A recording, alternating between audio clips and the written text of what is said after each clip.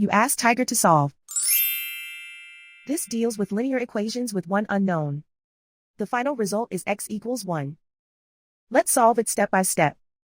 Group all constants on the right side of the equation. Subtract 6 from both sides. Simplify the arithmetic.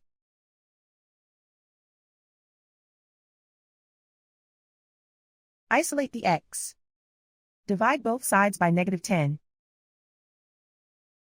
Cancel out the negatives. Simplify the fraction.